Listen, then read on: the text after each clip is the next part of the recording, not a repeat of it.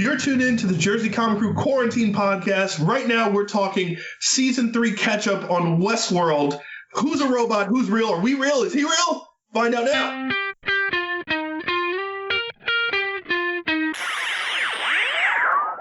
Hey, everybody. We are the Jersey Comic Crew. We're still bringing you the news, reviews of your best comics, movies, and TV shows.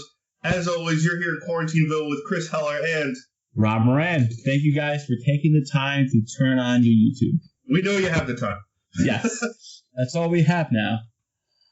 So, guys, this is, I guess, week 3 for us for Quarantine World in New Jersey. Our quarantine, maybe? Krew? We'll coordinate. We're going to turn the phrase. We're going to Quarantine Krew here.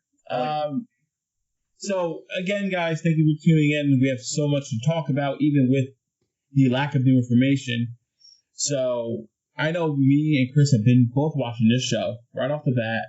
Yeah. Westworld Season 3, and I know many of you out there are watching it because, one, you clicked on this video, and 2, there's nothing else to do. So, we want to talk about, the season so far, what we think of it. As we're recording right now, it's 3 episodes in. Mm-hmm. I binged all 3 yesterday before we met up here, and I gotta say, binging the 3 was great. Yeah. I loved it. This, to me, feels a lot bigger and more intricate than Season 1 and Season 2. It brought back a lot of that magic, and I can't say it enough. Hearing the intro to Westworld, one of my favorite intros, period. For me, I think it's on par or better than Game of Thrones. That's just because I'm a sucker for piano. This world, it does a great job creating this high-stress area. We don't want to give too many spoilers out there in case you guys are watching and catching up. But it definitely creates a vivid world where there's robots versus the humans, and the humans don't know that robots are coming in. Like, I'm excited again to watch Westworld, and I didn't really have that feeling in Season 2. And to have that in Season 3 is just a blessing, especially what's going on right now. What do you think of Season 3? How are you liking it? I love it. Okay. I am all in right now. I love the feel of it. How it's it's like Terminator meets James Bond. Yes. Meets spy thriller. Meets a little bit of Clue. Mm-hmm. And I think it's a huge turn from Season 2. I think Season 1 was such a big success. Yes. That, again, we talk about this a lot. Shows like to do this where they have a huge success of a TV show and they say, all right, let's take a chance. Let's see if we could draw in a bunch of people who would like something like this on top of the people we already have. And Season 2 kind of fell flat for, besides a couple key storylines. Yeah. I love that they started out Season 3 by focusing on each main character. Where you get episode 1 is your Dolores / Aaron Paul character. Then you get your Thandie Newton character in episode 2 and how she. But it's not just all right, we're gonna focus on these characters. You're connecting the dots, right? You're all right, this is where they left off, but now we're gonna get them back to where we need them to be, and then you could almost not have watched Season 2 and Season 1 and jumped on, and believe it or not, it works for such a show that's so intricate. Like you said, because they take the time for pacing. Yeah. Episode 1, we're focused, on Dolores and Aaron Paul. Now we're going to focus on this person. Season 3 is this person and how they're all starting to interconnect. Yeah. Very well done. And like you said, Aaron Paul surprised me how much I like him in this. I like him as an actor and everything. But he's really doing a good job in this. I agree. And I was a little skeptical with his character going in. I mean, obviously, it's all face value in the beginning because you're just looking at trailers. But, you kind of wonder with Aaron Paul, too, because he's so, not typecasted, but he's so particularly that type of character because of Breaking Bad. Yes. And he's done a couple of, side movies, he did, Need for Speed and, other movies like that. Nothing, big budget, huge. So I think this is a great opportunity for him. I love the angle where he's kind of the guy who's, post-war against technology, has PTSD because he lost his best friend. His mother's in the hospital, who was terrible to him, and this app that kind of just what is it, like a criminal app? Yeah, it's basic, so cool. Which was so cool. It's basically like the Instagram of like, partial crimes. It's like the perfect crime app in the world where like you're just doing pieces of it. So if you get caught, you don't know the whole plan. You know what I mean? And he's taking these jobs that he doesn't want to do, and he's doing all these things.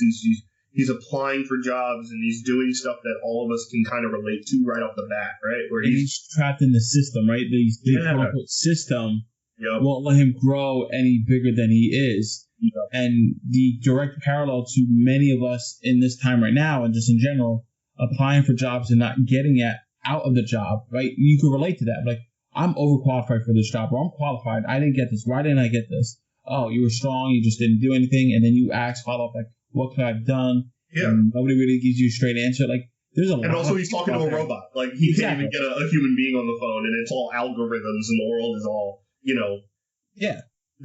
People are chosen for jobs most of the time, unless it's who you know, but it's chosen by algorithms and what words are in your resume and all this stuff. So I think that was a cool aspect. Yeah, and seeing his struggle and kind of when he hits that wall of like meeting Dolores and the moral and emotional kind of struggle he goes through right off the bat, I think is awesome. I love Dolores in this season so far. She's great. I from season 1, I always knew she was going to be an important character. I never thought she would turn the corner into this like badass, awesome, like ultimate kind of super spy droid.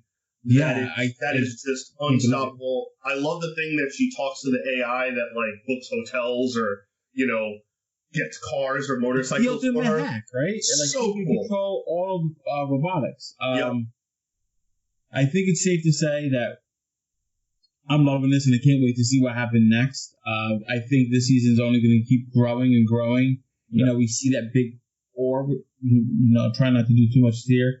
That's going to play a big part of it. I'm hoping we're going to get a huge robot versus human war. It's going to be great to see that, like Terminator, Spy, like you're saying. Yeah, and I think this season's going to be almost a little robot, right? Because it seems like Maeve is being set up out there to go hunt Dolores. So that's going to be interesting because Maeve knows the system, and she's the only like robot who actually knows the human side of this and can control it. And in season 2, they were messing with this. She has this power to control and stop all the robots and kind of do stuff like that. So that's also really interesting. I love what they did with Tessa Thompson's character. Don't spoil it. Which we're not going to spoil, but I love what they did with her. It's a spoiler from last season, right? Yeah. Like, last season, Tessa Thompson's character got remade into a robot, and her human form got killed, and the robot took her place. So that's a really cool aspect. Finding out some other people in the show are actually not real. And I really want to see how this new guy in the background is affecting things very similar to what Anthony Hopkins did in season 1. Yes. And I want to see how that kind of melds with Bernard kind of slowly cameoing through these episodes and building. That was my next step. Bernard, like they're setting up the little breadcrumbs for Bernard to grow. There's obviously something off with him, but like he's almost like a safe place to tie in and like stop Dolores from going too far for whatever she's planning to do, which we still don't know yet. We still haven't seen the Man in Black in this yet. We don't know if he's ever going to come back. Next episode, it's all him. Is it? Perfect. Yeah. So next episode, which this will be out after that, but the 4th episode is all Man in Black and catching him up to what's going on. So he's definitely tying into this too, and I think Dolores has something to do with him. All right, guys, that is our take on Westworld Season 3, our little catch-up. Let us know down in the comments below what you're thinking of the season. Are you even watching the season? Definitely let us know your theories of what's going to happen next. We're definitely excited to hear your thoughts.